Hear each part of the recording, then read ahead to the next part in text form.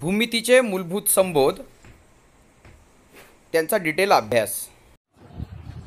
नमस्कार विद्यार्थी मित्रांनो, मी गणित गुरु अंकगणित आणि गणित गुरु बुद्धिमत्ता या पुस्तकांचा लेखक आहे आणि महाराष्ट्रातल्या नामांकित दुकानांमध्ये तसेच ऑनलाईन अमेझॉन वरती देखील ही पुस्तके उपलब्ध आहेत. तर या पुस्तकावर आधारित मी आज व्हिडिओ बनवत आहे, तो म्हणजे भूमितीचे मूलभूत संबोध, बेसिक कॉन्सेप्ट ऑफ जॉमेट्री. बघा, आपल्याला आज भूमिती शिकायचे. भू म्हणजे जमीन, भू म्हणजे काय? जमीन.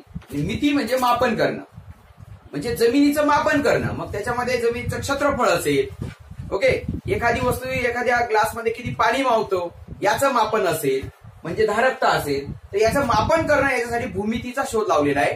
तर अलेक्झांड्रिया, इजिप्तमध्ये अलेक्झांड्रिया नावाचं एक हे आहे. तर त्या अलेक्झांड्रियामधील एक गणित शिक्षक आहेत, अलेक्झांड्रिया मधील गणित शिक्षक आहेत.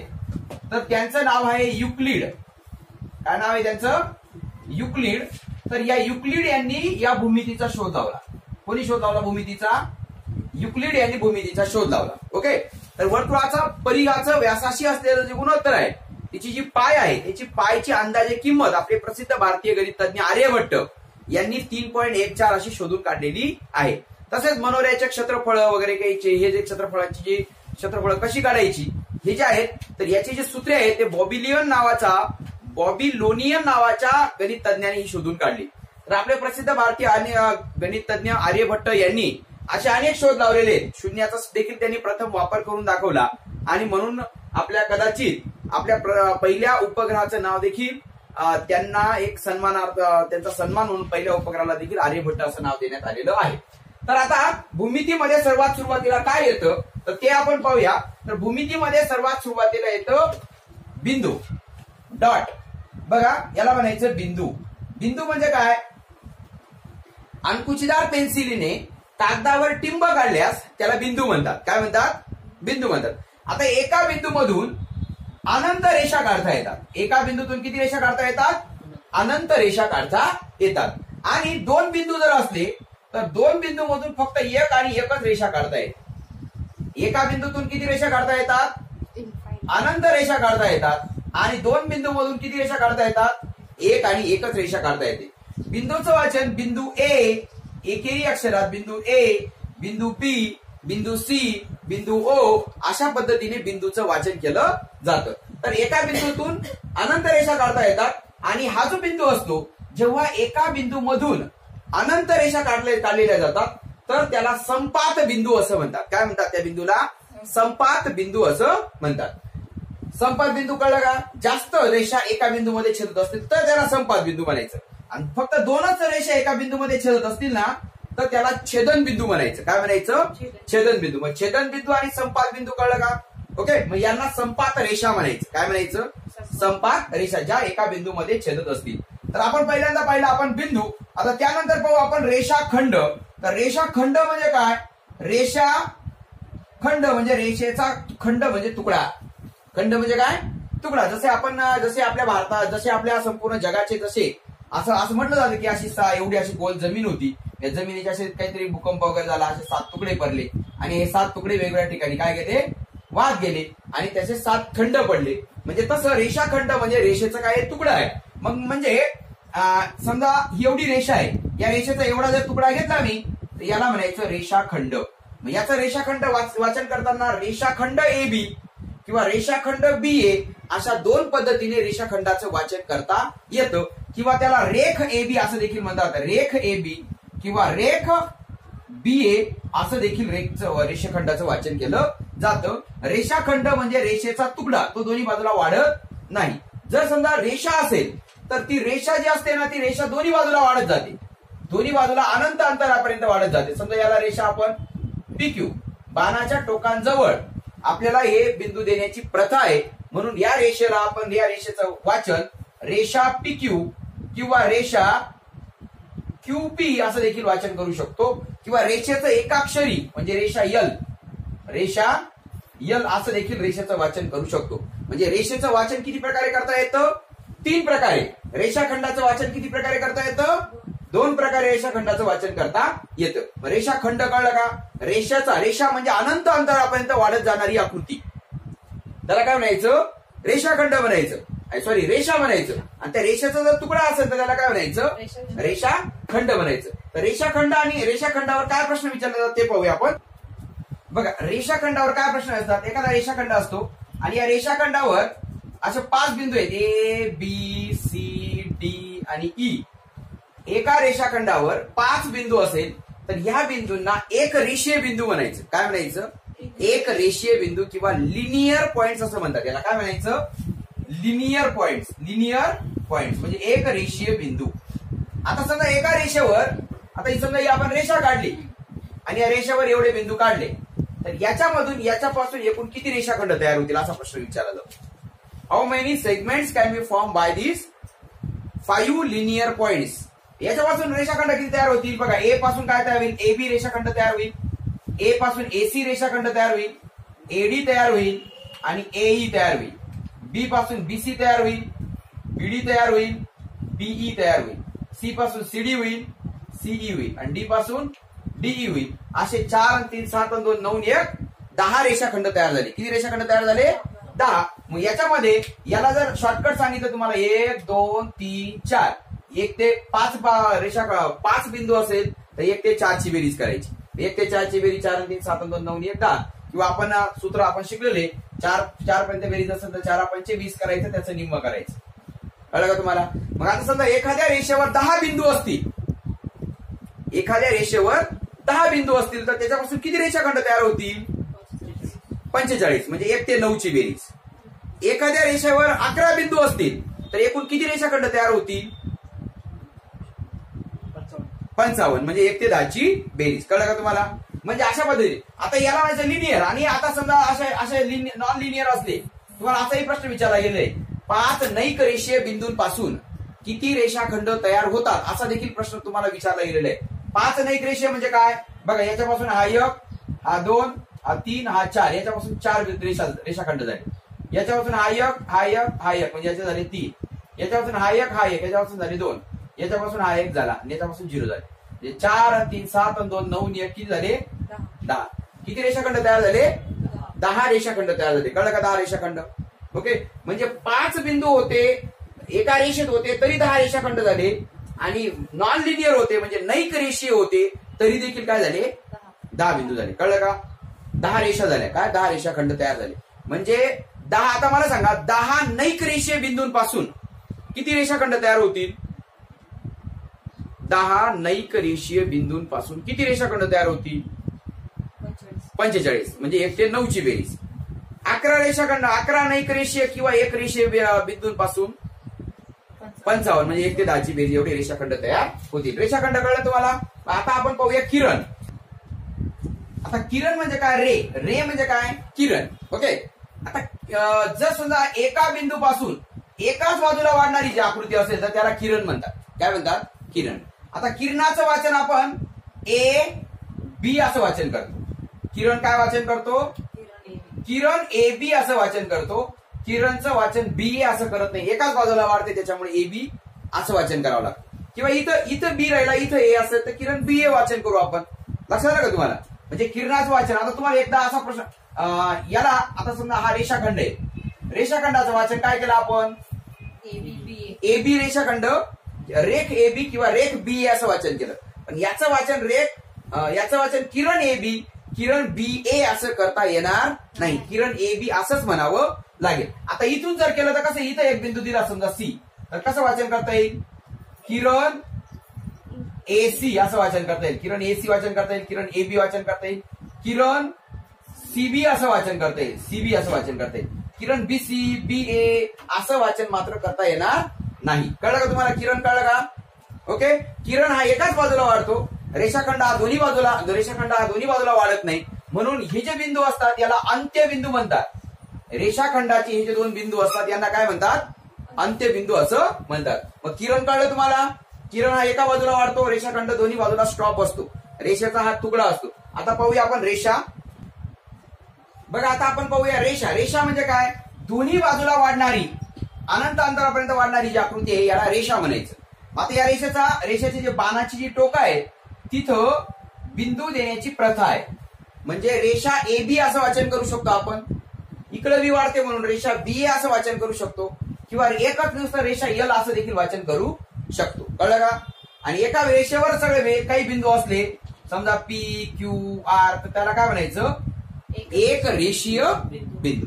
मग आता मला सांगा, मी एका बिंदू मधून दोन विरुद्ध किरण काढले. हा इकडे एक विरुद्ध किरण काढला आणि हा इकडे एक विरुद्ध किरण काढला. समजा पी क्यू हा एक किरण काढला आणि पी आर हा एक विरुद्ध किरण काढला. तर दोन विरुद्ध किरणांपासून काय तयार झाला? काय तयार झाली? रेषा तयार झाली. म्हणजे एकाच बिंदू मधून जर दोन विरुद्ध किरण काढले तर त्यांच्यापासून रेषा तयार होते. मग रेषा कळली का? एक रेषीय म्हणजे लिनियर पॉइंट्स कळले. ओके, रेषेवरचे बिंदू जे असतात त्याला एक रेषीय बिंदू असं म्हणतात. आता आपण पाहूया प्रतल. बघा आता आपल्याला जे प्रतल आहे ना, प्रतल म्हणजे काय? इंग्लिश मध्ये त्याला प्लेन म्हणतात. प्लेन म्हणजे काय? सपाट पृष्ठभागाला प्रतल म्हणतात. काय म्हणतात? सपाट पृष्ठभागाला प्रतल. आता हा सपाट पृष्ठभाग झाला, हा काय झाला? हा प्रतल झाला. तुम्ही पुस्तकाचा वरचा भाग झाला पृष्ठभाग, तो सुद्धा प्रतल झाला.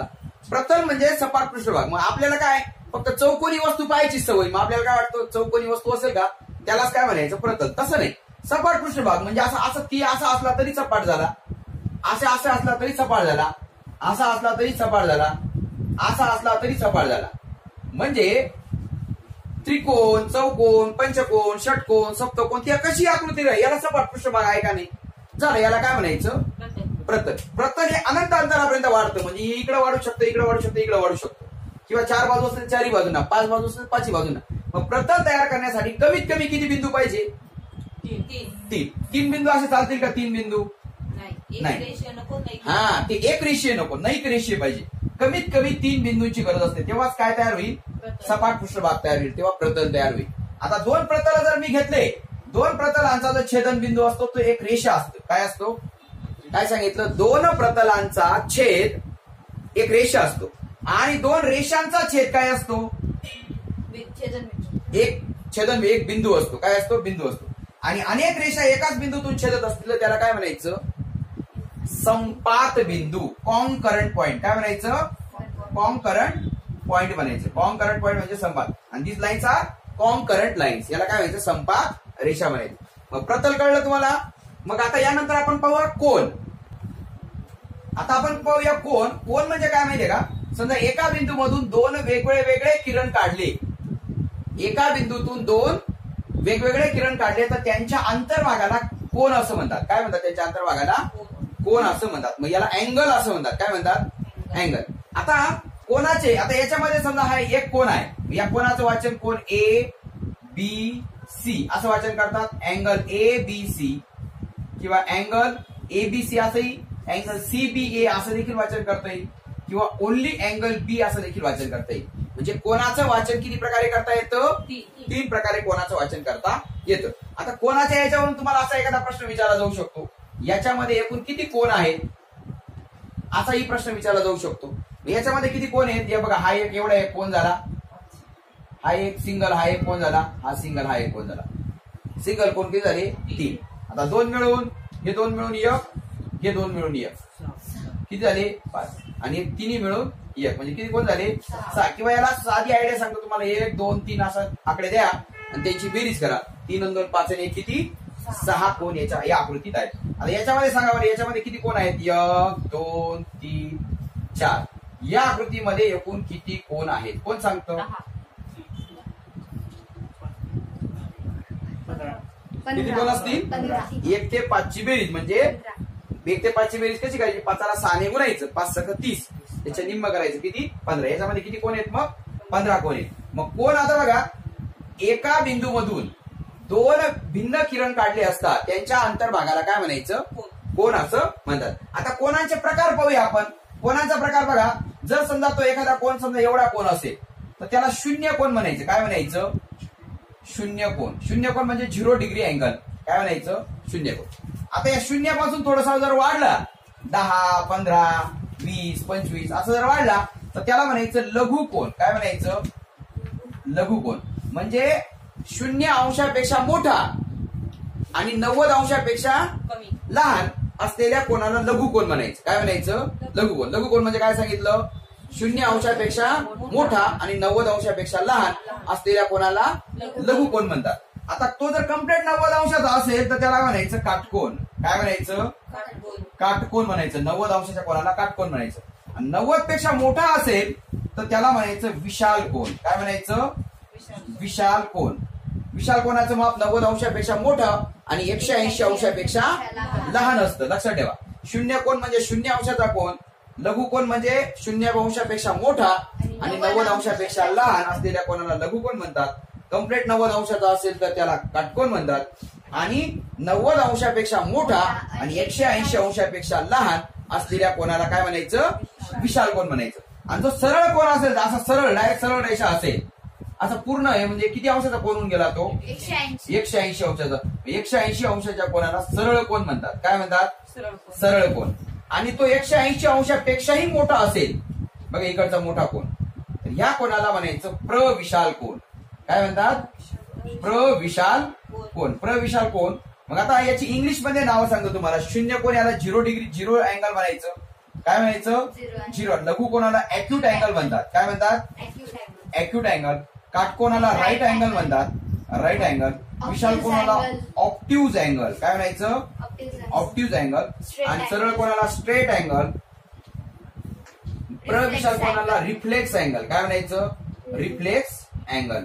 आणि जर समजा तो पूर्ण असा पूर्ण एवढा कोन आला तर त्याला 360 अंशाचा जो कोन असतो त्याला पूर्ण कोन म्हणायचं. काय म्हणायचं? पूर्ण कोन म्हणजे 360 डिग्रीचा. किती? 360 डिग्री. त्याला कम्प्लीट अँगल असं म्हणतात. काय म्हणतात? Complete angle. म्हणजे हे कोणाचे तुम्हाला 7 प्रकार पाहिजे शिकवले मी. काय? 1 2 3 4 5 6 7. तुम्हाला परीक्षेत प्रश्न आला होता 270 अंशाच्या कोणाला डॅश म्हणतात. 270 डिग्रीचा म्हणजे 180 अंशापेक्षा मोठा कोणता आला तो? रिफ्लेक्शन. 70 अंशाच्या कोणाला काय म्हणतात मग? लघु कोन. 110 अंशाच्या कोणाला? विशाल कोन. 180 अंशाच्या कोणाला? सरळ कोन. 240 अंशाच्या कोणाला? प्रविशाल कोन. ओके. हे कोणाचे 7 प्रकार पाहिले. इतर कोणाचे प्रकार पाहू. तर बघा इथपर्यंत आपण पूर्ण कोणापर्यंत पाहिले 7 प्रकार. आता संलग्न कोन. संलग्न म्हणजे काय? जे 2 कोन जोडलेले असले का काय म्हणायचं? संलग्न. आता समजा हा कोन आहे असं जोडलेला, याला जोडलेला आहे. हा कोन आणि हा कोन संलग्न झाला. आता हा कोन बघा, हा कोन याच्याशी जोडलेला आहे, मग याला काय म्हणायचं? संलग्न. संलग्न कोणाची बेरीज 70 असेल, 80 असेल, 90 असेल, 110 असेल. संलग्न म्हणजे जोडलेले. 2 जो कोन जोडलेले असले त्याला काय म्हणायचं? संलग्न. आणि 2 कोन वेगवेगळे असले तर त्याला काय म्हणायचं? असंलग्न. म्हणजे हा समजा 40 अंशाचा आहे, हा 50 अंशाचा आहे, मग हे काय झाले? असंलग्न कोन. मग जोडलेले आणि न जोडलेले कळले का तुम्हाला? त्याला काय म्हणायचं? संलग्न किंवा असंलग्न. म्हणजे संलग्न कोन पाहिलं, असंलग्न कोन पाहिलं. आता रेषीय जोडीतील कोन म्हणजे याला लिनियर पेअर म्हणतात. काय म्हणतात? Linear pair. लिनियर पेअर म्हणजे काय? एकाच रेषेवर समजा 2 कोन झाले तर त्याला काय म्हणायचं? रेषीय जोडीतील कोन. म्हणजे त्यांची एक बाजू ही सामायिक असते. एक बाजू काय असते? आणि 2 बाजू या परस्परांचे विरुद्ध किरण असतात. याचा विरुद्ध किरण समजा याचा एबीचा विरुद्ध किरण एसी आणि एडी ही त्यांची काय आली? सामायिक बाजू. ज्या 2 कोनांची एक बाजू सामायिक असते व उरलेल्या 2 बाजू परस्परांचे विरुद्ध किरण असतात त्यांच्यापासून तयार होणाऱ्या आकृतीला रेषीय जोडीतील कोन असं म्हणतात. आणि रेषीय जोडीतील कोनांची बेरीज ही नेहमी 180 अंश असते. म्हणजे हा जर 70 अंशाचा घेतला तर हा किती? 110 अंशाचा येईल. कळलं का? म्हणजे रेषीय जोडीतील कोन मी तुम्हाला सांगतो 180. मी तुम्हाला सांगितलं 50 सांगितला. 50 अंशाचा रेषीय जोडीतील कोन किती? 180 वजा 50 म्हणजे किती? 130. 40 अंशाचा किती? 140. x अंशाचा किती? 180 वजा x. तुम्हाला असा एकदा प्रश्न आला होता, x अधिक x वजा 15 अंशाचा रेषीय जोडीतील कोन किती? हा कोन किती?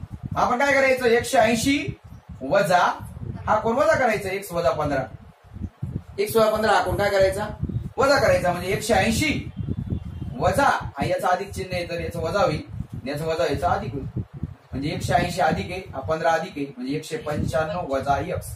195 वजा x हा काय झाला? याचा काय झाला? रेषीय जोडीतील कोन झाला. काय झाला? रेषीय जोडीतील. म्हणजे जो कोन दिला x म्हटला असता, x चा किती? 180 वजा x म्हटला असता. हा x अधिक 15 म्हटला असता तर 180 वजा x अधिक 15 असं केलं असतं आहे की नाही. वजा चिन्ह असेल तर मग 180 वजा x वजा 15, 180 मधून 15 गेले की त्याला 165 वजा x.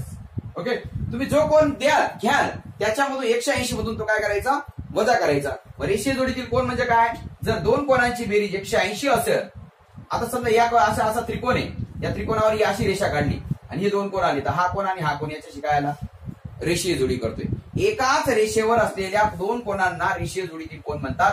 त्यांच्या दोन बाजू परस्परांची विरुद्ध किरण असतात आणि एक बाजू त्यांची काय असते, सामायिक असते. रेषीय जोडीतील कोण हे जोडलेले असतात म्हणजे संलग्न कोण असतात. दोन संलग्न कोणांची बेरीज म्हणजे दोन जोडलेल्या कोणांची बेरीज 180 अंश असेल तर ते रेषीय जोडीतील कोणच असतात. आता रेषीय जोडीतील कोण झाले, आता आपण पूरक कोण पाहूया. तर पूरक कोण म्हणजे काय बघा, दोन, आता समजा एक कोण हा मी 70 अंशाचा काढला आणि हा कोण समजा 110 अंशाचा काढला. आता कोणाचं वाचन किती प्रकारे करता येतं, 3 प्रकारे करता येतं. ते वाचनामागे लागत नाही मी. दोघांची बेरीज किती झाली सांगा, 180 झाली. आता ह्या दोघांची बेरीज घ्या. हा समजा 40 अंशाचा आहे आणि हा समजा 160 अंशाचा आहे. यांची बेरीज सांगा किती झाली, 200.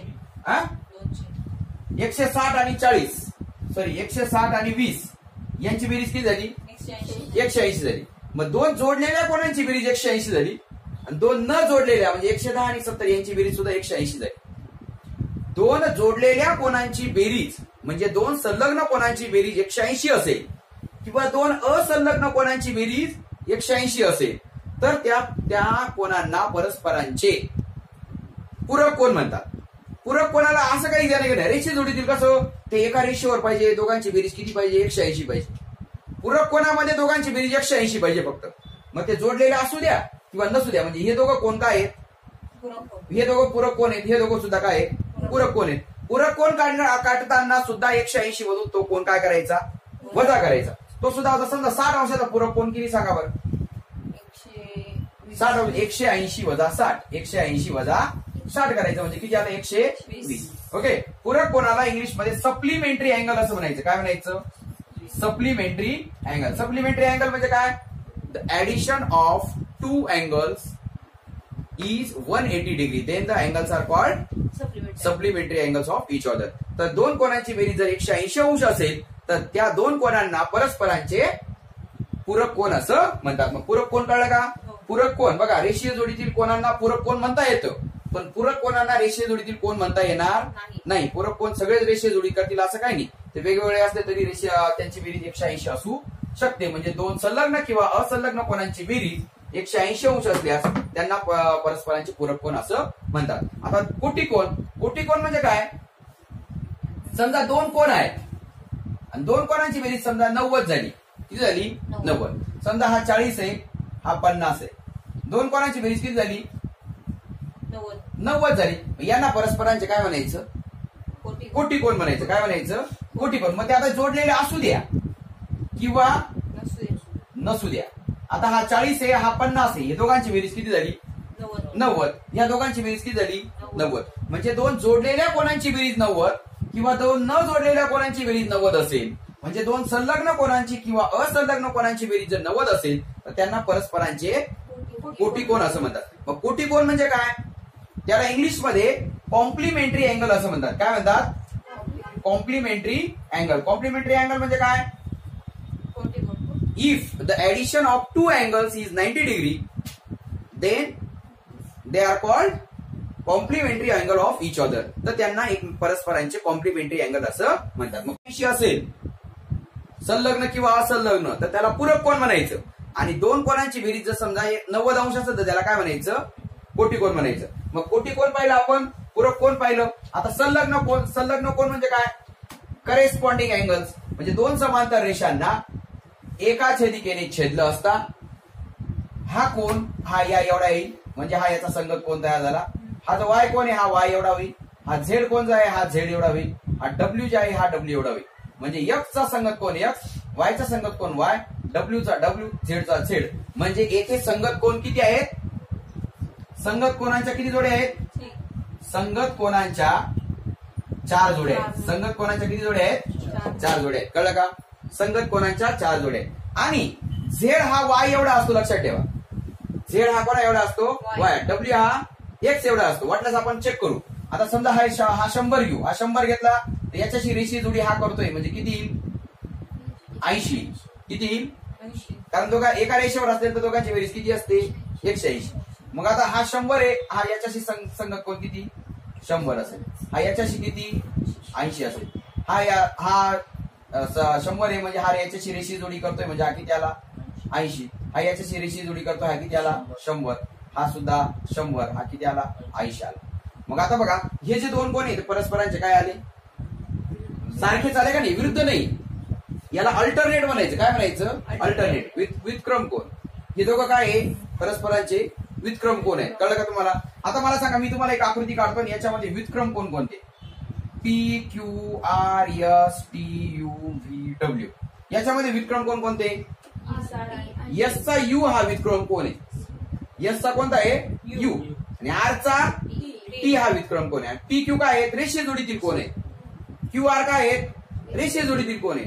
UV रेषीय जोडीतील कोण आहे? रेषीय जोडीतील कोण कळलं का तुम्हाला? रेषीय जोडीतील कोण म्हणजे एकाच रेषेवर असलेले कोण. एकाच रेषेवर असलेले कोण, त्यांची बेरीज 180 असते. मग संगत कोण कळलं तुम्हाला? याचा पीचा संगत कोण कोणता? टी. क्यूचा यू, एस चा डब्ल्यू, आर चा यू. तुम्हाला असं सुद्धा विचारलं एकदा, तीन समांतर रेषांनी छेदलं असता, तीन समांतर रेषांनी छेदलं असता इथं ए या कोणाशी किती कोण एकरूप असतील असा प्रश्न विचारला होता. आता या सगळ्यांना एरो आहे, हे एवढं मी बाकीचं लिहित नाही, पण तरी देखील लक्षात ठेवा, तीन समांतर रेषांनी छेदलं तर याचे एकूण किती? ए या कोणाशी एकरूप कोण किती? आता मला सांगा, ए या कोणाशी हा ए इथं एकरूप येईल, हा दुसरा येईल. आपण डायरेक्ट नाव शकतो य 2, याचा हा 3, हा याचा 4. कळलं का? 4. आता याचा हा विरुद्ध कोण आहे म्हणजे हा सुद्धा एकरूप आहे. 5, 6, 7, 8, हा 9, 10, 11, 12, त्याच्यानंतर हा 13, 14, 15, 16 आणि 17. एवढे 17 कोणाचं माप काही सारखंच आहे. म्हणजे हा जो 100 घेतला तर सगळे याचं 100 माप येईल, याचं 100 येईल, याचं 100, याचं 100, याचं 100, अशा 17 कोणांचं माप किती येईल? 100 अंशी. म्हणजे ए या कोणाशी एकूण किती कोण एकरूप आहेत? 17 कोण एकरूप आहेत. किती कोण एकरूप आहेत? 17. मग आपण संगत कोण पाहिलं? संगत कोण कळलं का? संगत कोण, त्याच्यानंतर व्युत्क्रम कोण, त्याच्यानंतर आंतरकोण. आंतरकोण म्हणजे काय? दोन समांतर रेषांना एका छेदिकेने छेदलं. दोन समांतर रेषांना एका छेदिकेने छेदलं तर दोन समांतर रेषांच्या दरम्यान छेदिकेच्या एकाच अंगास, म्हणजे आपण जर हे W X Y Z P Q R S असं जर केलं तर डब्ल्यू आणि पी हे एकाच बाजूला आले, छेदिकेच्या एका बाजूला आले आणि समांतर रेषांच्या दरम्यान आले. म्हणजे डब्ल्यू आणि पी ची बेरीज, डब्ल्यू आणि पी ची बेरीज, याला कोण कोण करू, कोण डब्ल्यू आणि कोण पी यांची बेरीज ही नेहमी किती असेल? 180 असेल, लक्षात ठेवा. आणि झेड आणि क्यू ची बेरीज सुद्धा किती असेल? झेड अधिक क्यू ची बेरीज किती असेल? 180. ओके. वाटल्यास आपण इथं 100 टाकलं होतं ना, 100 100 100 100, त्याच्यानंतर 80 80 80 80. दोघांची बेरीज किती झाली? 180. या दोघांची बेरीज किती झाली? 180. दोन समांतर रेषांना एका छेदिकेने छेदली असता छेदिकेच्या एकाच अंगास समांतर रेषांच्या दरम्यान तयार होणाऱ्या कोणांची बेरीज 180 अंश असते. या दोघांची बेरीज किंवा इकडच्या बाजूची या दोघांची बेरीज 180. म्हणजे दोन समांतर रेषांना एका छेदिकेने छेदली असता आंतरकोनाच्या दोन जोड्या बनतील. किती जोड्या बनतील? दोन जोड्या बनतील. आणि आंतरकोन परस्पर पूरक असतात कारण दोघांची बेरीज किती असते? 180 असते. मग आता आपण व्युत्क्रम कोण पाहिला, आंतरकोन पाहिला. विरुद्ध कोण म्हणजे काय? बघा, आता समजा हा कोण मी काढला असा, बरोबर आहे. आता हा कोण समजा मी असा इकडे घेऊन गेलो, याचा विरुद्ध किरण हा काढला आणि याचा विरुद्ध किरण हा काढला, तर ह्या कोणाशी हा कोण एकरूप राहील. म्हणजे हा जेवढा आहे तेवढाच हा असेल. हा 100 असेल, हा 100 असेल, 70 असेल, हा 70 असेल. म्हणजे याच्या विरुद्ध किरण हा, याचा विरुद्ध किरण हा, म्हणजे एका कोणाच्या दोन बाजू व त्या बाजूंचे विरुद्ध किरण, एका कोणाच्या दोन बाजूंचे विरुद्ध किरण काढल्यास त्याचा होणारा कोण जो असतो तो काय होतो? एकरूप असतो. त्याला विरुद्ध कोण असं म्हणतात. मग विरुद्ध कोण काय असतो? एकरूप असतो. आता उन्नत कोण म्हणजे काय? समजा आता एक रेषा आहे, समजा मी असं रस्त्यावरून चाललोय, आता वरून उड्डाण पूल लागला, मी असा वरती चढेल, हा जो कोण आहे ना याला काय म्हणायचं? उन्नत कोण. म्हणजे वरच्या दिशेने जाणारा कोण. आणि उड्डाण पूल आहे, उड्डाण पुलावरून मी येतोय, आता खाली उतरलो, तर हा खालच्या दिशेने झाला, मग याला अवनत कोण म्हणायचं. काय म्हणायचं? उन्नत कोण आणि अवनत कोण. त्याच्यानंतर दिशांमध्ये सुद्धा कोण असतात. आपलं दिशा जर चॅप्टर आहे तर दिशा चॅप्टर मध्ये ह्या 8 दिशा आहेत. कागदावर 8 दिशा काढता येतात. तर याच्यामध्ये जे कोण आहे ते 45 45 45 45 45 45 45 असं ते कोण आहे ते दिशा चॅप्टर मध्ये पहा. किंवा कोणांचा आपण 32 कोणांचे 32 प्रकार नावाचा एक व्हिडिओ बनवलाय, त्याच्यामध्ये सुद्धा पहा. तर भूमितीचे मूलभूत संबोध यामध्ये तुम्हाला सगळे मी तुम्हाला कोणांचे प्रकार पाहिले. त्याच्यानंतर आपण बिंदू पाहिला. अंकुचीदार पेन्सिलने कागदावर टिंब काढल्यास त्याला बिंदू म्हणतात. एका बिंदूतून अनंत रेषाखंड अनंत रेषा काढता येतात. त्याच्यानंतर दोन बिंदूंमधून एक आणि एकच रेषा काढता येते. त्याच्यानंतर एका बिंदूतून 2 भिन्न किरण काढल्यास त्याला कोन असं म्हणतात. आणि 2 कोणांचे बघा एका बिंदूतून जे 2 कोण असतात त्यांचे विरुद्ध किरण काढल्यास त्याचा विरुद्ध कोन असं म्हणतात. त्याच्यानंतर 2 कोणांची बेरीज 180 असेल तर त्याला पूरक कोन म्हणतात. 2 कोणांची बेरीज 90 असेल तर त्याला कोटी कोन म्हणतात. आणि 2 कोणांची बेरीज 180 असून ते संलग्न असले म्हणजे जोडलेले असले एका रेषेवर तर त्यांना काय म्हणायचं? रेषीय जोडीतील कोन म्हणतात. रेषीय जोडीतील कोणांची एक बाजू सामायिक असते आणि 2 बाजू या काय असतात? परस्पर विरुद्ध किरण असतात. ओके. आणि किरण ही एकाच बाजूला वाढणारी आकृती आहे. प्रतलांचा संयोग संच म्हणजे 2 प्रतल एकमेकांना जोडले तर त्यांचा छेद हा रेषा असतो. 2 बिंदू एकमेकांना जोडले तर त्यांचा छेद हा बिंदू असतो. ओके. तर बिंदू हे आपण पाहिलेले. तर आता परीक्षक काय प्रश्न विचारले ते पाहू आपण. बघा अशी आकृती दिली होती तुम्हाला आणि याच्यामध्ये पूरक कोणांच्या किती जोड्या आहेत असा प्रश्न विचार होता. पूरक कोणांच्या जोड्या म्हणजे काय? समजा हा कोण आला ना, हा एवढा कोणचा समजा आपण 60 धरला तर हा उरलेला कोण किती येईल? एवढा 120 येईल. म्हणजे एवढा कोण म्हणजे एवढ्या कोणाशी एवढा उरलेला कोण काय करतोय? पूरक कोण करतोय. ओके. आता मी जर एवढा धरला तर हा उरलेला कोण ह्या एवढा कोणाची या कोणाशी बेरीज 180 असेल. पुन्हा हे 3 कोण धरले आणि हा उरलेला एवढा 1 कोण धरला तर या 3 कोणांची आणि एका कोणाची बेरीज किती? 180. म्हणजे एकूण पूरक कोणांच्या किती जोड्या आहेत? याच्यामध्ये पूरक कोणांच्या 3 जोड्या आहेत. किती जोड्या आहेत? 3 जोड्या आहेत. आणि समजा मी अजून आकृती अशी काढली, याच्यावर 2च काढले तर याच्यामध्ये पूरक कोणांची किती जोड्या तयार करता येतील? याच्याशी एवढा 1 कोण, एवढ्या याच्याशी एवढा 1 कोण म्हणजे किती जोड्या? पूरक कोणांच्या 2 जोड्या तयार करता येतील. त्याच्यानंतर मी तुम्हाला काही पूरक कोण देतो त्याचा कोटिकोन आणि पूरक कोन तुम्ही काढा. बघा मी काही कोण देतो त्याचा कोटिकोन आणि पूरक कोन तुम्ही काढायचे. आता समजा मी 50 अंशाचा कोन दिला, त्याच्यानंतर 35.5 अंशाचा कोन दिला, त्याच्यानंतर तुम्हाला Q अंशाचा कोन दिला, त्याच्यानंतर 90 वजा Q अंशाचा कोन दिला, त्याच्यानंतर x वजा 50 अंशाचा कोन दिला आणि त्याच्यानंतर 45 अंशाचा कोन दिला. तर यांचा काय करायचं? तुम्ही कोटिकोन काढायचा आणि पूरक कोन काढायचा. आता 50 अंशाचा कोटिकोन किती असेल? 40 असेल. आणि 50 अंशाचा पूरक कोन किती असेल? 180 मधून बघा इथं काय करायचं? 90 वजा 50 करायचं. इथं काय करायचं? 180 वजा 50 करायचं. इथं 90 वजा 35.5 करायचं आणि इथं 180 वजा 35.5 करायचं. इथं 90 वजा Q करायचं, इथं 180 वजा Q करायचं, इथं 90 वजा Q असं करायचं, इथं 180 वजा 90 Q करायचं, इथं 90 वजा x वजा 50 करायचं आणि इथं 180 वजा x वजा 50 करायचं, इथं 90 वजा 45 करायचं आणि इथं 180 वजा 45 करायचं. आता पहिल्याच उत्तर पहा. पहिल्याच उत्तर 90 वजा 50 40, 180 वजा 50 किती आलं? 130. आता मला सांगा एका कोणाचं माप 50 आहे, त्याचा कोटिकोन किती? 40. याचा पूरक कोन किती? आणि याच्यामधला फरक किती आला? 90. लक्षात ठेवायचं एखाद्या कोणाचा कोटिकोन आणि पूरक कोन याच्यामध्ये नेहमी 90 अंशाचाच फरक असतो. उदाहरणार्थ तुम्हाला सांगतो, समजा मी एक कोण आहे 70 अंशाचा कोन आहे. हा माझा कोटिकोन आहे आणि हा माझा पूरक कोन आहे. मी 70 अंशाचा आहे. मी किती अंशाचा कोन आहे? 70 अंशाचा कोन आहे. हा किती अंशाचा कोन? हा माझा कोटिकोन म्हणजे किती अंशाचा आला? 20 अंशाचा. हा माझा पूरक कोन म्हणजे 110 अंशाचा.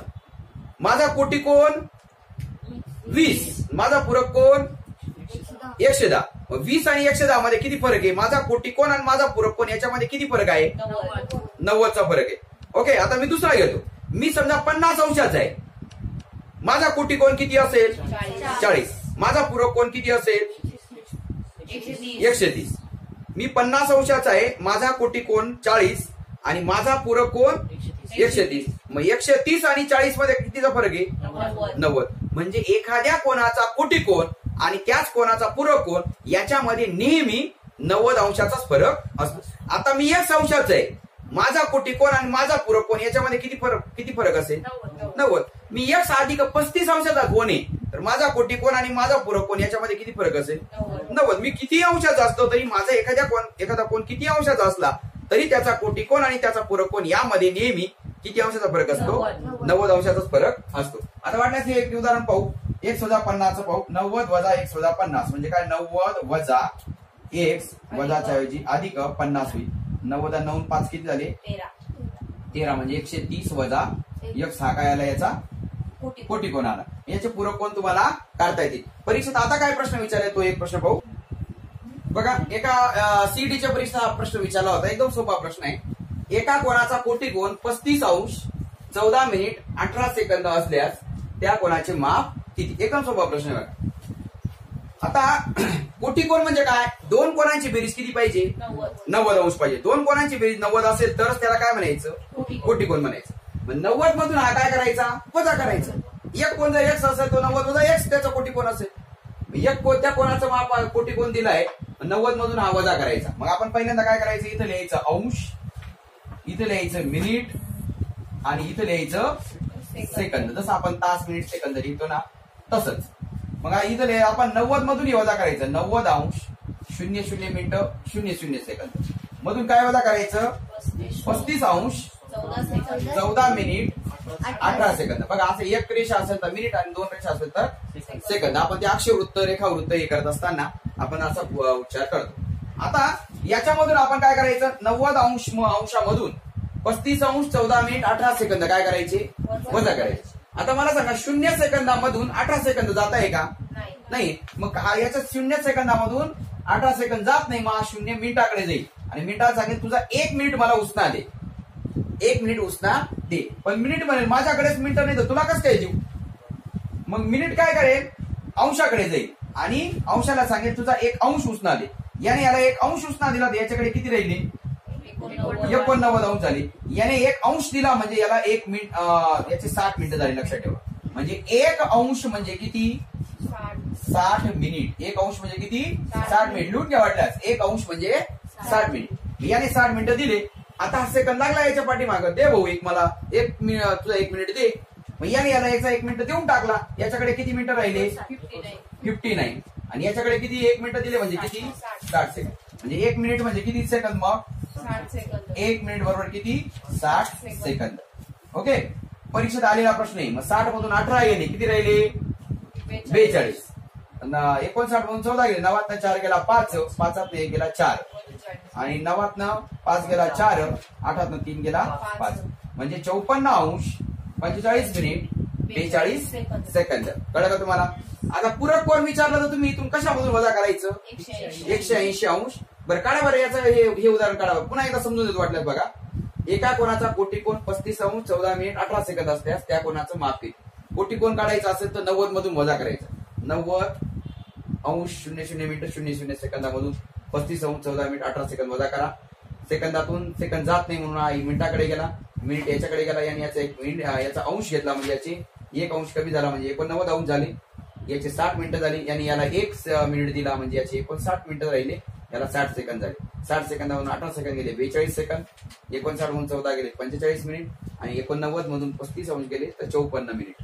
सॉरी 54 अंश. 54 अंश 45 मिनिट आणि 42 सेकंद याचं उत्तर असेल. तर तुम्ही काय करा, एका कोणाचा इथं काय करतो मी? पूरक कोन काढतो. एका कोणाचा पूरक कोन 35 अंश 14 मिनिट 18 सेकंद असल्यास त्या कोणाचे माप किती? काढा बरं तुम्ही हे.